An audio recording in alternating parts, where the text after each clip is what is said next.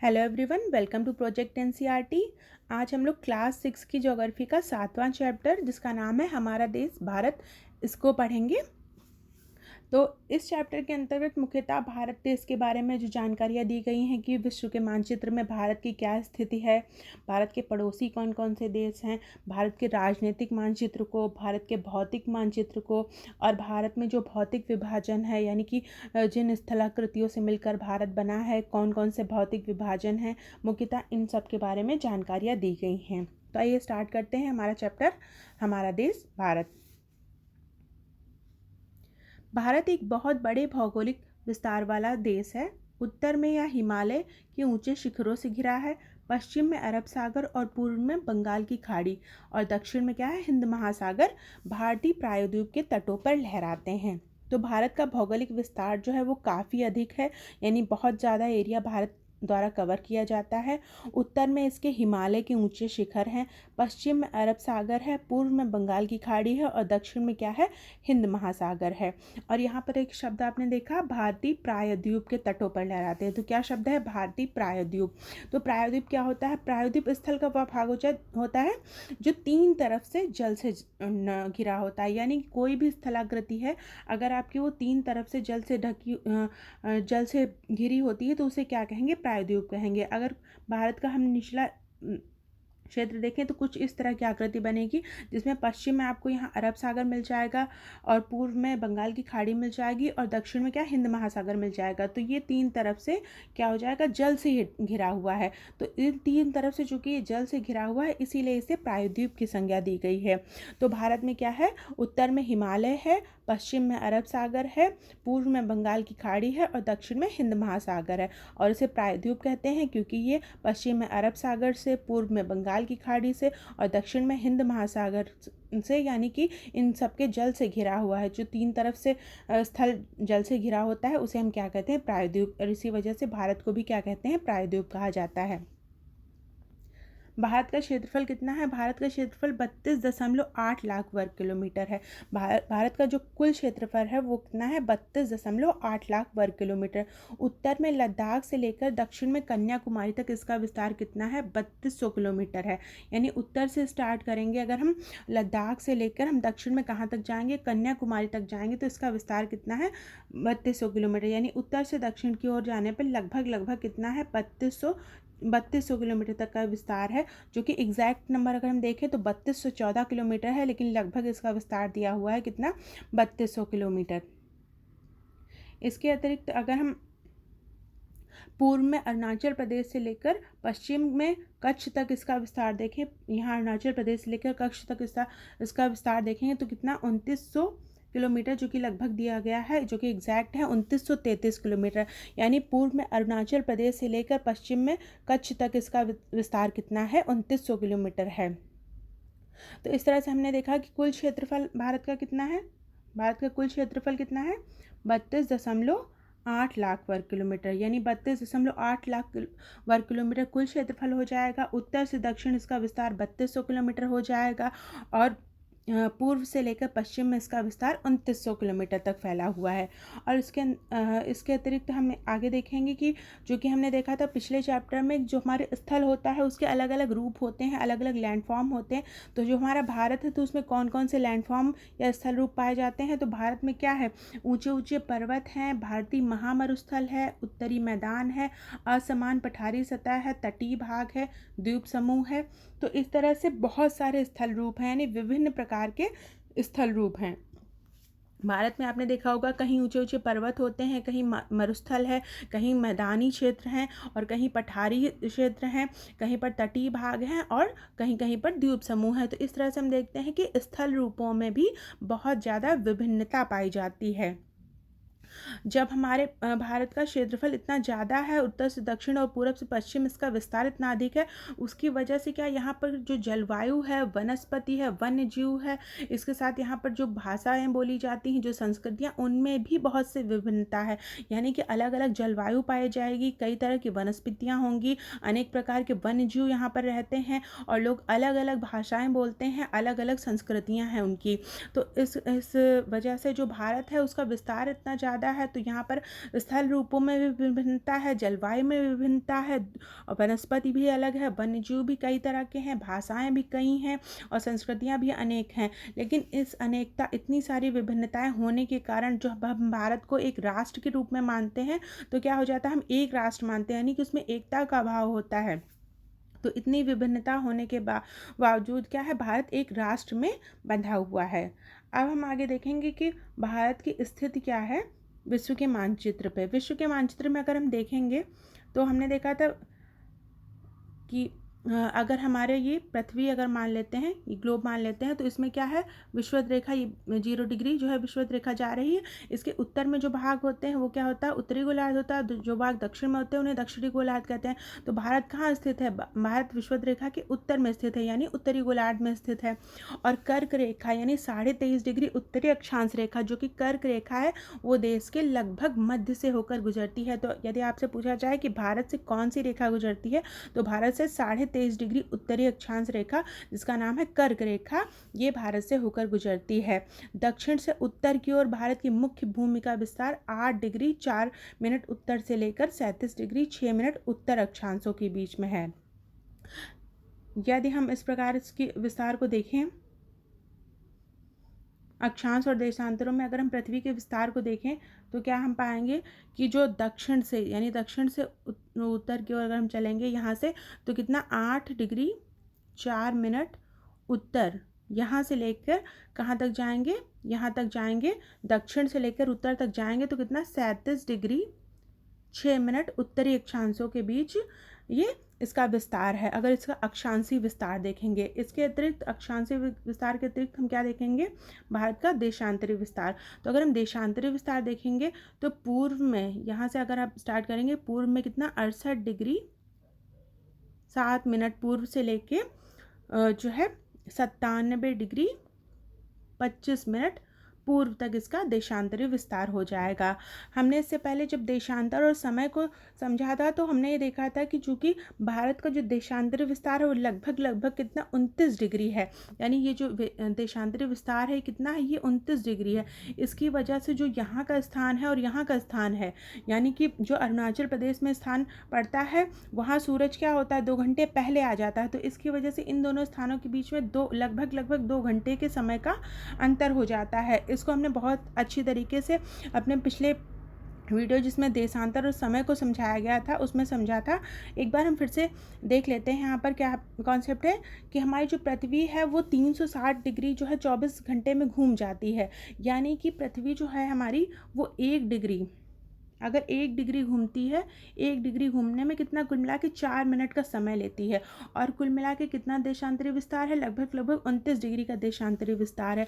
तो लगभग कितना अंतर आ जाता है, 2 घंटे का अंतर आ जाता है। अभी हम इसको मैप में भी देखेंगे, तो ये जो 2 घंटे का अंतर आता है, ये अंतर ना आए और सभी जगह एक स्टैंडर्ड समय, एक मानक समय माना जाए, इसीलिए 82.5 डिग्री जो पूर्वी देशांतर रेखा को भारत में मानक समय रेखा माना गया है। अभी इस कॉन्सेप्ट को हम एक बार मैप में भी देखेंगे।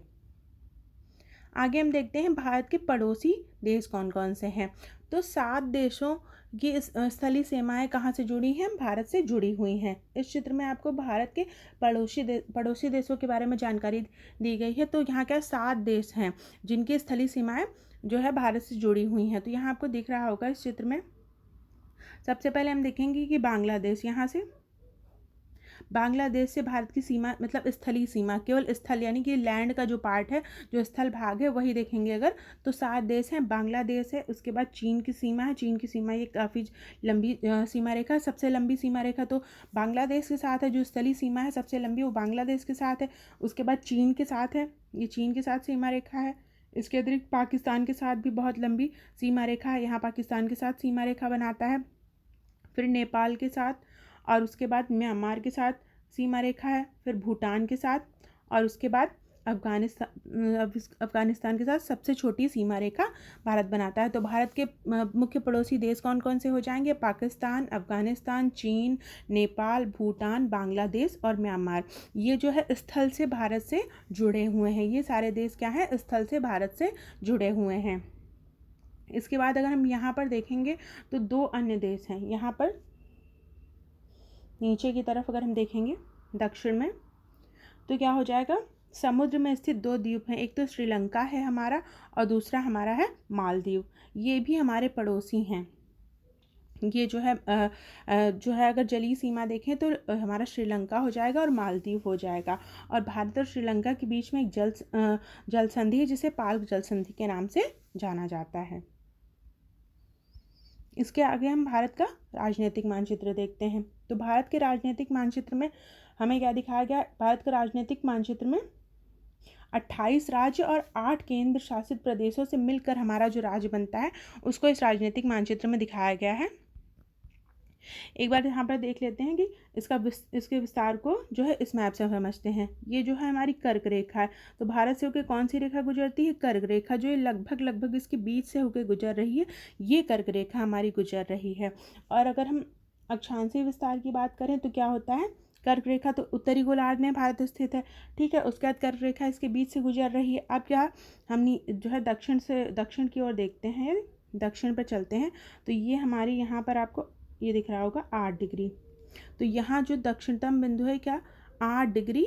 यहाँ से जब स्टार्ट करेंगे तो 8 डिग्री 4 मिनट, यहाँ दक्षिण से शुरू करेंगे, 8 डिग्री 4 मिनट उत्तरी अक्षांश, क्योंकि ये पूरा उत्तरी गोलार्ध में तो जितने भी अक्षांश होंगे वो सारे क्या उत्तरी होंगे। तो 8 डिग्री 4 मिनट उत्तरी अक्षांश से यहाँ से स्टार्ट करेंगे।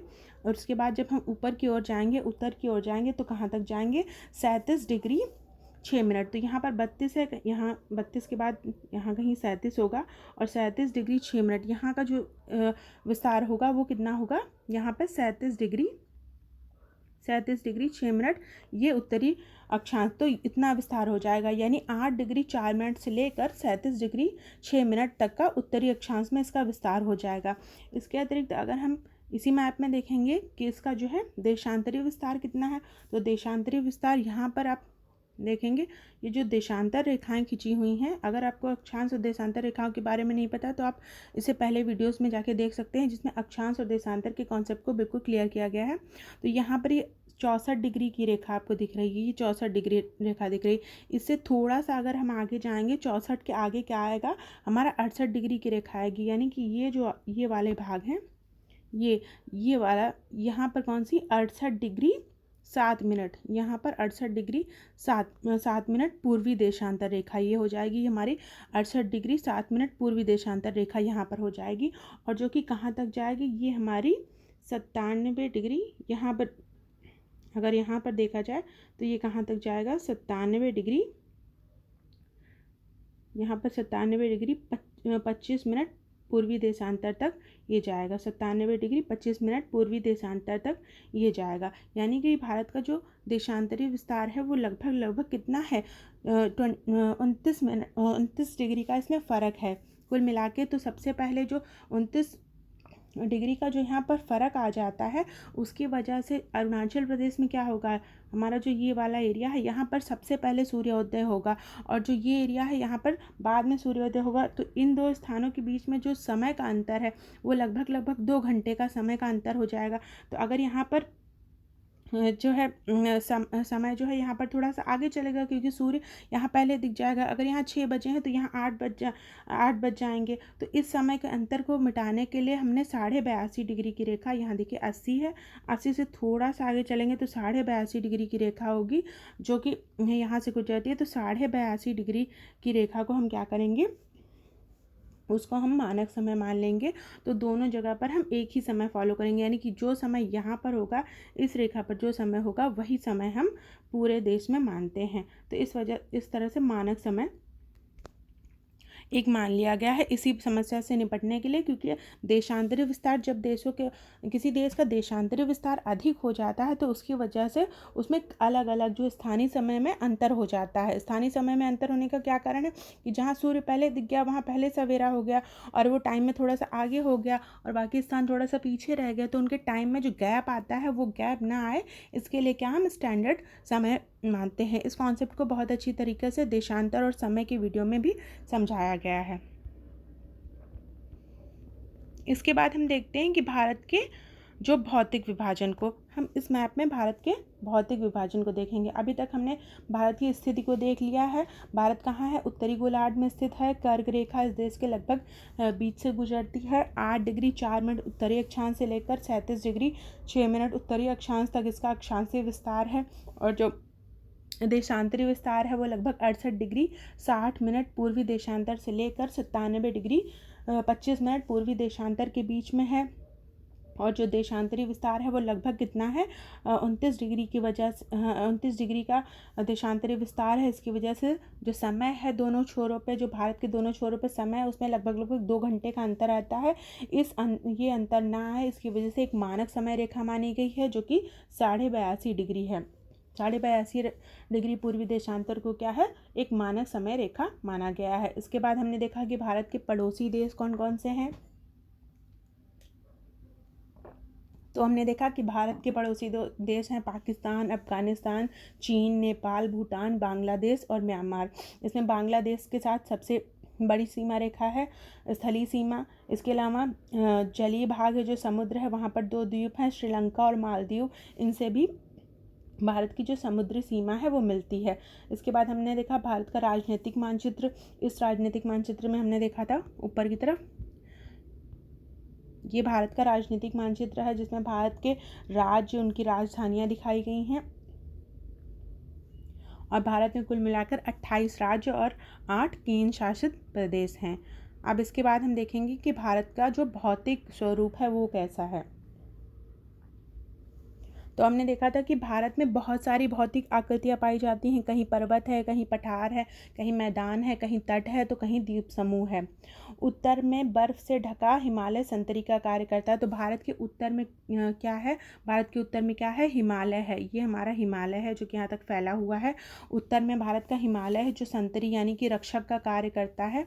हिमालय का अर्थ होता है बर्फ़ का घर। तो हिमालय चूँकि बहुत ठंडा होता है तो यहाँ पर बर्फ़ जमी होती है, इसी वजह से हिमालय जो शब्द बना है, हिम का अर्थ होता है बर्फ़, तो बर्फ़ के घर को ही हिमालय कह देते हैं। अब हिमालय को भी 3 पार्ट्स में बांटा है। हिमालय के भी 3 पार्ट्स हैं। सबसे उत्तर में जो पार्ट होता है उसको क्या कहते हैं? सबसे उत्तर का पार्ट होता है उसे हम क्या कहते हैं? वृहत हिमालय या हिमाद्री कहते हैं। सबसे उत्तर में जो हिमालय है उसे क्या कहेंगे? वृहत हिमालय कहेंगे या उसको हिमाद्री भी कह देंगे। इसके बाद मध्य हिमालय या हिमाचल हिमालय आता है। उसके बाद कौन सा आता है? मध्य हिमालय या हिमाचल हिमालय। और सबसे दक्षिण में जो भाग है उसे क्या कहेंगे? यहाँ पे दिखाया गया शिवालिक श्रेणी। जो सबसे दक्षिण में हिमालय है वो शिवालिक श्रेणी।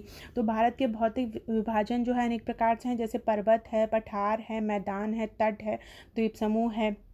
और सबसे पहले जो हमारा पर्वत है, तो पर्वत में भी 3 प्रकार से हमने उत्तर में जो पर्वत श्रृंखला है उनको 3 प्रकार से बांटा है। पहला वृहत हिमालय या उसे हिमाद्री कहेंगे, दूसरा मध्य हिमालय जिसे हिमाचल कहेंगे, और उसके बाद सबसे दक्षिण में कौन सा है? शिवालिक।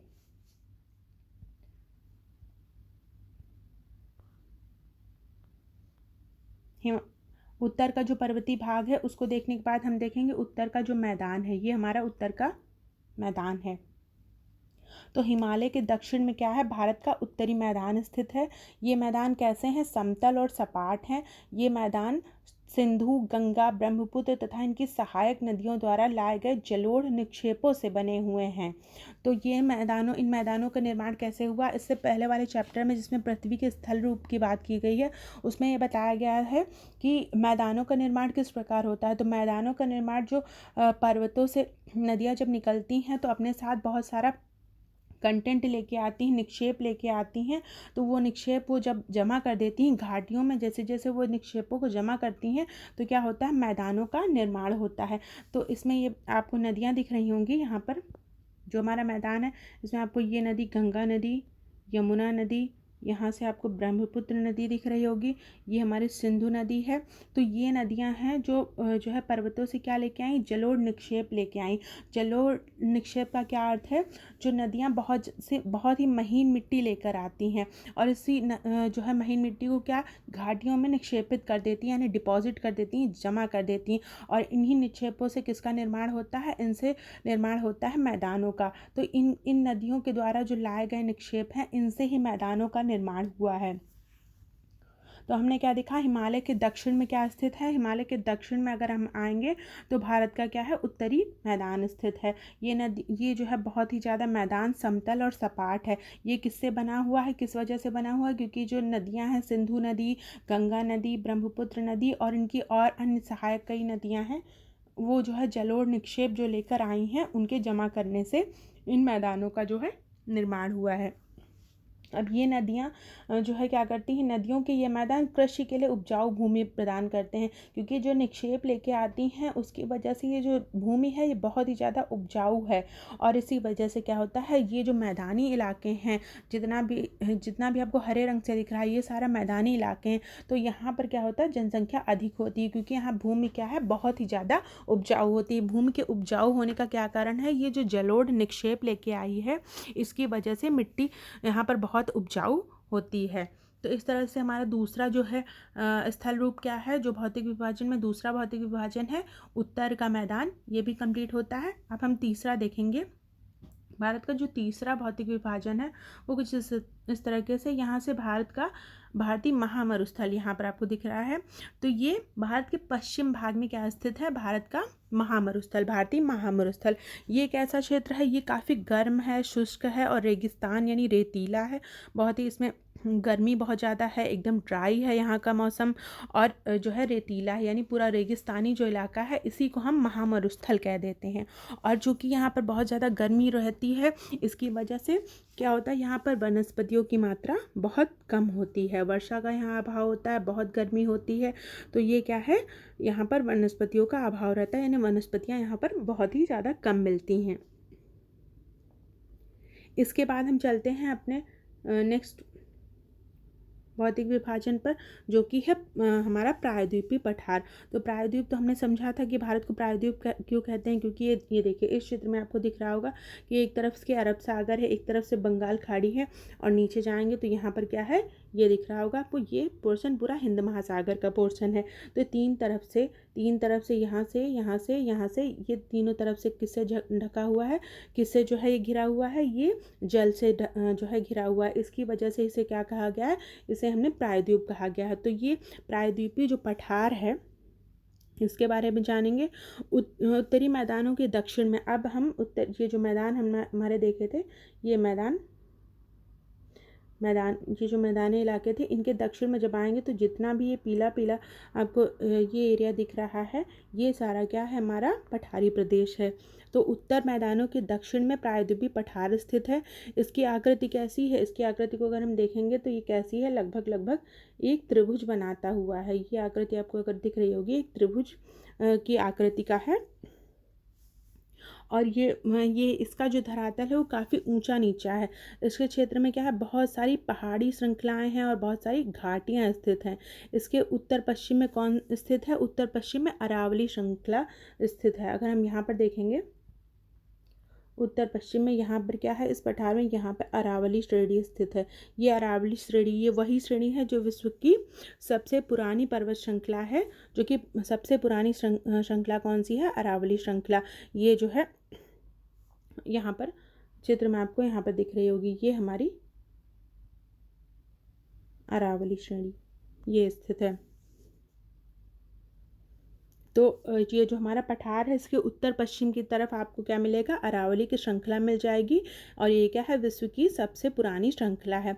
इसके अलावा आपको इसी पठार में आपको विंध्य श्रेणी और सतपुड़ा श्रेणी भी मिल जाएगी। इस क्षेत्र में यहाँ पर आपको विंध्य श्रेणी मिल जाएगी और यहीं आपको सतपुड़ा श्रेणी भी मिल जाएगी। इन श्रृंखलाओं से होकर कौन सी, नर्मदा और तापी नदी बहती हैं। इन्हीं श्रृंखलाओं से आप ये देखिए, इन्हीं श्रृंखलाओं से कौन सी, नर्मदा नदी और तापी नदी बह रही हैं। ये पश्चिम की तरफ बहने वाली नदियां हैं। ये जो नदियां हैं, नर्मदा और तापी, ये पश्चिम की तरफ बहने वाली नदियां हैं। और ये क्या होती है, यहाँ से देखिए, यहाँ से निकल के यहाँ से विंध्य श्रेणी हो गई, फिर सतपुड़ा श्रेणी, और ये नर्मदा और तापी नदियाँ, ये नदियाँ यहाँ से गुजर कर कहाँ गिर रही हैं, अरब सागर में गिरती हैं। तो ये जो विंध्य और सतपुड़ा है, इनसे होकर कौन, नर्मदा और तापी नदी बहती हैं। और ये पश्चिम की तरफ बहने वाली नदियाँ हैं, ये कहाँ पर गिरती हैं, ये अरब सागर में गिरती हैं। इस पठार के पश्चिम में पश्चिमी घाट है, अब हम देखते हैं ये जो पठार है इसके पश्चिम में अगर हम देखेंगे तो ये यहाँ पर आपको दिख जाएगा, पश्चिमी घाट मिल जाएगा। ये पश्चिमी घाट है और इसको पश्चिमी घाट को हम क्या कहते हैं, सह्याद्री भी कहते हैं, सह्याद्री भी कहते हैं। और पूर्वी घाट में पूर्व में अगर हम देखेंगे ये जो प्रायद्वीपीय पठार है इसका अगर हम पूर्वी भाग देखेंगे तो यहाँ पर आपको पूर्वी घाट दिख जाएगा। इस तरह से कुछ पूर्वी घाट दिख जाएगा। पश्चिमी घाट आपको देखिए एक समान रूप से, यानी कि यहाँ पर एक लगभग एक सीधी रेखा जैसी बन जाती है, तो पश्चिमी घाट हमारा एक समान है, ये बिल्कुल एक समान रूप में जो है व्यवस्थित है। जबकि पूर्वी घाट है जो बीच बीच में टूटा फूटा है, ये आप पूर्वी घाट देखिए तो यहाँ पर बीच में गायब है, तो टूटा फूटा है, ये काफ़ी असमान रूप से फैला हुआ है। इन पठारों में हमें क्या मिलता है, कोयला और लौह अयस्क की प्रचुरता होती है। हमने देखा था पठारों से हमें बहुत सारे खनिज मिलते हैं, तो जो हमारा प्रायद्वीपीय पठार है इसमें क्या कोयला और लौह अयस्क की प्रचुरता मिलती है। तो इस तरह से हमने पठारी भाग को देखा। ये लगभग एक त्रिभुजाकार आकृति में हमारा जो है पठारी भाग है। ये जितना भी पीले रंग से है वो सारा क्या है, पठारी भाग है। उत्तरी मैदानों के दक्षिण में प्रायद्वीपीय पठार है। इसकी आकृति कैसी है, इसकी आकृति त्रिभुजाकार है। इसका धरातल कैसा है, काफ़ी ऊंचा नीचा है। इसके क्षेत्र में बहुत सी पर्वत पहाड़ी श्रृंखलाएं मिलती हैं, जैसे कि हमने देखा अरावली श्रेणी, विंध्य श्रेणी, सतपुड़ा श्रेणी, तो बहुत सारी पहाड़ी श्रृंखलाएं मिलती हैं। इसके उत्तर पश्चिम में अरावली श्रृंखला स्थित है जो कि विश्व की सबसे पुरानी पर्वत श्रृंखला है। और विंध्य और सतपुड़ा भी इसकी महत्वपूर्ण श्रृंखलाएं हैं। इन श्रृंखलाओं से निकलकर नर्मदा और तापी नदियां बहती हैं। ये पश्चिम की तरफ बहने वाली नदियां हैं जो कि कहाँ गिरती हैं, अरब सागर में गिरती हैं। इस पठार के पश्चिम में पश्चिमी घाट है जिसको सह्याद्री भी कहते हैं। पूर्व में पूर्वी घाट स्थित है। पश्चिमी घाट एक समान रूप से विस्तारित है जबकि पूर्वी घाट बीच बीच में टूटा हुआ है और असमान है। इन पठारों पे हमें बहुत सारे खनिज जैसे लोहा, लौह अयस्क और कोयला, ये सब बहुत ही प्रचुर मात्रा में मिलते हैं। तो इस तरह से हमारा प्रायद्वीपीय पठार भी कंप्लीट हो जाता है। इसके बाद हम देखते हैं घाट। हमारे जो घाट हैं इनके आसपास में जो तटीय मैदान है, ये मतलब मैदान का ही एक रूप है जो तटीय मैदान है, यानी कि यहाँ पर अरब सागर है और बंगाल की खाड़ी है। तो इस और ये जो पश्चिमी घाट के पश्चिम में, यहाँ पर अगर आप देखेंगे तो ये पश्चिमी घाट है, इसके पश्चिम में ये जो एरिया है यही तटीय मैदान है। पश्चिमी घाट के पश्चिम में और पूर्वी घाट के पूर्व में, इस पूर्वी घाट के पूर्व में ये जो एरिया आ रहे हैं, ये जो पूर्वी एरिया आ रहे हैं, ये सब तटीय मैदान है। पश्चिम में आप देखेंगे तो बहुत ज़्यादा ये सकरा तटीय मैदान मिलेगा, ये काफ़ी ज़्यादा सकरा मिलेगा, काफ़ी यहाँ पे एरिया कम है, एकदम पतला सा ये तटीय क्षेत्र है। जबकि इधर का आप तटीय क्षेत्र देखेंगे तो काफ़ी चौड़ा है। इससे जो है पूर्व वाला जो है यहाँ पर काफ़ी चौड़े ये तटीय मैदान, यहाँ पर आपको तटीय मैदान जो है पूर्वी तटीय मैदान मिल जाएंगे। यहाँ पर क्या होता है, बहुत सारी पूर्व की और यानी बंगाल की खाड़ी में गिरने वाली कई सारी नदियाँ हैं। सबसे पहले आपको यहाँ पे दिख रही होगी सबसे ऊपर कौन सी, महानदी है, ये हमारी महानदी जा रही है। फिर उसके बाद गोदावरी नदी, यहाँ से गोदावरी नदी जा रही है। फिर कृष्णा नदी, इसके नीचे कृष्णा नदी है। और इसके बाद कावेरी, और थोड़ा एकदम नीचे आएंगे तो यह कावेरी नदी मिल जाएगी। ये कहाँ गिरती है, ये सारी नदियाँ बंगाल की खाड़ी में गिरती हैं। ये नदियाँ अपने मुहाने पर उपजाऊ डेल्टा का निर्माण करती हैं। तो ये नदियाँ क्या करती हैं, अपने मुहाने पर, यानी मुहाना वो स्थान जहाँ समुद्र से मिलने वाली होती हैं, वो मुहाना जो होता है वहाँ पर क्या करती हैं, उपजाऊ डेल्टा का निर्माण करती हैं। बंगाल की खाड़ी में गंगा और ब्रह्मपुत्र नदियों के मुहाने पर सुंदरबन डेल्टा स्थित है। अगर इस क्षेत्र में हम ऊपर की ओर थोड़ा सा जाएंगे तो ये हमारी यहाँ से गंगा नदी, ये है गंगा नदी, और इधर से आ रही है ब्रह्मपुत्र नदी। तो ये जब बंगाल की खाड़ी में गिरती हैं तो कौन सा, सुंदरबन डेल्टा का निर्माण करती हैं। तो गंगा और ब्रह्मपुत्र ये जो नदी है ये विश्व के सबसे बड़े डेल्टा का निर्माण करती है और इसको क्या कहते हैं, इसे हम सुंदरबन डेल्टा कहते हैं। इस डेल्टा की आकृति कैसी है, त्रिभुजाकार है। डेल्टा क्या होता है, डेल्टा स्थल का वह भाग होता है जो नदी के मुहाने पर बनता है। जब नदियाँ समुद्र में प्रवेश करती हैं तो उसे उस जगह को क्या कहते हैं, नदी का मुहाना कहते हैं। यानी कि नदियाँ जब पर्वतों से निकल कर आती हैं तो अपने साथ बहुत सारा मटेरियल लेके आती हैं। ये मटेरियल जब वो समुद्र तक आते आते इतना ज़्यादा हैवी हो जाता है कि उसको अपने साथ वो फ्लो नहीं कर पाती। तो जब नदी समुद्र से मिलने वाली होती है तो बहुत सारा कंटेंट वो क्या करती है, किनारे पर जमा करने लगती है, और यही जो डिपोजिशन होता है उससे ही डेल्टा का निर्माण होता है। यानी कि जो भी कंटेंट वो आगे बढ़ा नहीं पाती उसको जमा करने लगती है और उसी जमाव से ही डेल्टा का निर्माण होता है। तो गंगा और ब्रह्मपुत्र की नदियाँ क्या करती हैं, विश्व के सबसे बड़े डेल्टा का निर्माण करती है। इसे क्या कहते हैं, इसका नाम है सुंदरबन डेल्टा। और डेल्टा की आकृति कैसी होती है, इस डेल्टा की आकृति क्या है, सुंदरबन डेल्टा की आकृति त्रिभुजाकार है। और डेल्टा वह स्थल होता है, डेल्टा स्थल का वह भाग है जो नदी के मुहाने पर बनता है। और नदी का मुहाना क्या होता है, जहाँ नदियाँ समुद्र में प्रवेश करती हैं उस स्थान को ही हम नदी का मुहाना कहते हैं।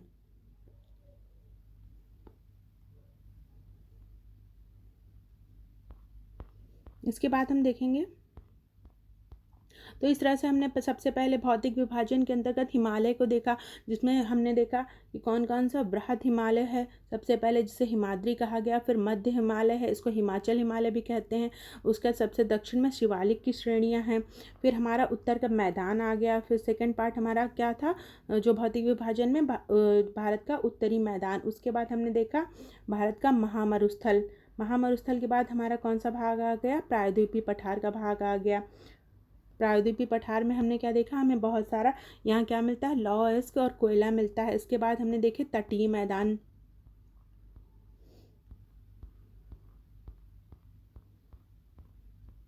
इसके अतिरिक्त हम देखते हैं कि भारत में 2 द्वीप समूह भी हैं। तो इस चित्र में आप वापस आ जाते हैं। यहाँ पर क्या हो जाता है, भारत में 2 द्वीप समूह भी हैं। यहाँ पर आप देखेंगे तो ये लक्षद्वीप द्वीप समूह है। इसके अतिरिक्त जो है यहाँ पर अगर हम देखेंगे तो ये अंडमान निकोबार द्वीप समूह है। तो ये जो हमारा लक्षद्वीप द्वीप समूह है, ये इससे क्या कहते हैं कि प्रवाल द्वीप कहते हैं। तो प्रवाल द्वीप के बारे में एक जानकारी दी गई हुई और चित्र भी दिया गया, उसको देखते हैं। ये देखिए, प्रवाल क्या होता है, प्रवाल छोटे समुद्री जंतुओं का कंकाल होता है, जिसे पॉलिप कहते हैं। जब जीवित पॉलिप मरते हैं तो उनका कंकाल बच जाता है। अन्य पॉलिप की वृद्धि इन ठोस कंकालों के ऊपर होती है, जो बढ़ते बढ़ते काफ़ी ऊंचे हो जाते हैं। इस प्रकार से प्रवाल द्वीपों का निर्माण होता है। इस चित्र में आपको प्रवाल द्वीप दिख रहा होगा। ये तो ये मुख्यतः किससे, कंकाल से निर्मित होता है।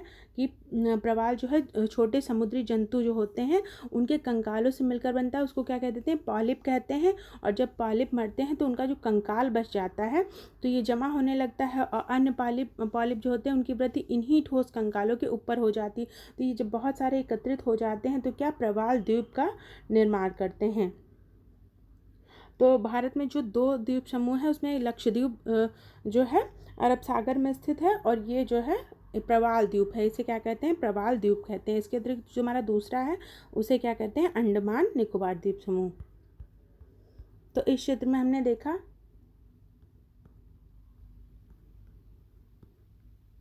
कि भारत का भौतिक विभाजन किस प्रकार से है। यहाँ पर आपने देखा कि हिमालय उत्तर का पर्वतीय मैदान, उत्तर का पर्वतीय क्षेत्र है। उसके बाद जो है ये मैदानी भाग है। उसके बाद हमने महान मरुस्थल भी देखा। फिर हमने देखा प्रायद्वीपीय पठार को देखा। फिर तटीय क्षेत्र देखे, यहाँ से तटीय क्षेत्र देखे। इसके अतिरिक्त हमारे क्या, लक्षद्वीप जो है, जो कि हमारा द्वीप समूह है, ये लक्षद्वीप द्वीप समूह है। और इसके अतिरिक्त अंडमान निकोबार द्वीप समूह। तो इस तरीके से हमने इस चैप्टर में भारत की स्थिति को, विस्तार को और इसके भौतिक विभाजन को समझा है। ये चैप्टर यहाँ पे कंप्लीट हो गया है। अब हम इसके जो क्वेश्चन आंसर हैं उनको एक बार देख लेते हैं। तो भारत को कितने भौतिक भागों में विभाजित किया जा सकता है। तो भारत को हम उनके नाम भी लिखने हैं, तो कैसे विभाजित कर सकते हैं, उत्तर का हिमालय, उसके बाद भारत का उत्तरी मैदानी क्षेत्र, फिर भारतीय महामरुस्थल, प्रायद्वीपीय पठार, तटीय क्षेत्र और द्वीप समूह। तो इस तरह से हम भारत को जो है भौतिक भागों में विभाजित करते हैं, जो कि है उत्तर का हिमालय, उत्तरी मैदानी क्षेत्र, भारतीय महामरुस्थल, प्रायद्वीपीय पठार, तटीय क्षेत्र और द्वीप समूह। अगला प्रश्न है, भारत की स्थलीय सीमा 7 देशों से जुड़ी है, तो उनके नाम लिखने हैं। तो जो 7 देशों से स्थलीय सीमा जुड़ी हुई है वो कौन कौन से हैं, बांग्लादेश, चीन, पाकिस्तान, नेपाल, म्यांमार, भूटान और अफगानिस्तान। इसके अतिरिक्त कौन सी 2 प्रमुख नदियां अरब सागर में गिरती हैं, तो हमने देखा था नर्मदा और तापी नदियां क्या हैं, अरब सागर में गिरती हैं। गंगा एवं ब्रह्मपुत्र के द्वारा बनाए गए डेल्टा का क्या नाम है? तो गंगा और ब्रह्मपुत्र के द्वारा जो डेल्टा बनाया गया है उसे हमने क्या कहा है? सुंदरबन डेल्टा कहा है। उसका नाम क्या है? सुंदरबन डेल्टा। भारत में कितने राज्य और कितने केंद्र शासित प्रदेश हैं? तो भारत में राज्यों की संख्या 28 है और 8 ही केंद्र शासित प्रदेश हैं। और किन राज्यों की राजधानी एक ही है? तो पंजाब और हरियाणा की राजधानी क्या है? चंडीगढ़ है। इसके बाद हम देखते हैं कि उत्तरी मैदान में जनसंख्या अधिक क्यों निवास करती है? क्योंकि उत्तरी मैदान में क्या होता है? सिंधु, गंगा, ब्रह्मपुत्र और इनकी जो सहायक नदियां हैं, इनके द्वारा जो जलोढ़ निक्षेप हैं, जलोढ़ निक्षेप से जो तात्पर्य है कि जो बहुत महीन मिट्टी लाई गई है उससे ये बने हुए हैं। ये मैदान कृषि के क्षेत्र से बहुत उपजाऊ हैं, इसी वजह से यहाँ पर क्या है? जनसंख्या अधिक निवास करती है। लक्षद्वीप को प्रवाल द्वीप क्यों कहा जाता है? लक्षद्वीप क्या है? जो द्वीप समूह है वो छोटे समुद्री जंतुओं के कंकाल पर बना है। तो ये जो कंकाल पर बना हुआ है जिन्हें पॉलिप कहा जाता है, और ये जब बहुत ज़्यादा संख्या में वृद्धि हो जाती है तो प्रवाल की तरह से बन जाता है, इसीलिए इसे प्रवाल द्वीप कहते हैं। इसके बाद सही उत्तर चिन्हित करना है। हिमालय के सबसे दक्षिणी भाग को क्या कहा जाता है? तो हमने देखा था सबसे दक्षिण में कौन सी पहाड़ियाँ आती हैं? शिवालिक की पहाड़ियाँ। सबसे दक्षिण में सबसे पहले वृहत हिमालय, ठीक है, और उसके बाद मध्य हिमालय, उसके बाद शिवालिक हिमालय। तो सबसे दक्षिण भाग में कौन आ जाएगा? शिवालिक हिमालय, शिवालिक श्रेणी। तो आगे हम देखते हैं सह्याद्री को किस अन्य नाम से जाना जाता है? तो सह्याद्री को क्या कहते हैं? पश्चिमी घाट भी कहते हैं। पाक जल संधि किसके बीच में है? तो भारत और श्रीलंका के बीच में जो जल संधि है उसका क्या नाम है? पाक जल संधि। अरब सागर में स्थित भारतीय द्वीप समूह कौन कौन सा है? तो अरब सागर में हमने देखा था कौन सा द्वीप समूह स्थित है? लक्षद्वीप जो है अरब सागर में स्थित है। भारत की सबसे पुरानी पर्वत श्रृंखला कौन सी है? तो अरावली जो है भारत की सबसे पुरानी पर्वत श्रृंखला है। आगे खालिस्तान भरिए। भारत का क्षेत्रफल कितना है? तो 32.8 लाख वर्ग किलोमीटर भारत का क्षेत्रफल है। महान हिमालय को क्या कहते हैं? महान हिमालय को हिमाद्री के नाम से भी जाना जाता है। नर्मदा नदी किस सागर से में गिरती है? तो अरब सागर में गिरती है। और कौन जो है भारत के लगभग मध्य से होकर गुजरने वाली अक्षांश रेखा है? तो भारत से एक ही अक्षांश रेखा गुजरती है, कौन सी? कर्क रेखा। तो कर्क रेखा भारत के लगभग मध्य से गुजरती है। तो इस तरह से ये चैप्टर हमारा कंप्लीट हो गया। इसमें भारत से जुड़ी काफ़ी सारी जानकारियाँ दी गई थी। तो इसके बाद हम नेक्स्ट चैप्टर में मिलेंगे जो कि हमारी क्लास 6 का लास्ट चैप्टर होगा। तो आज के लिए इतना ही। Thanks for watching this video.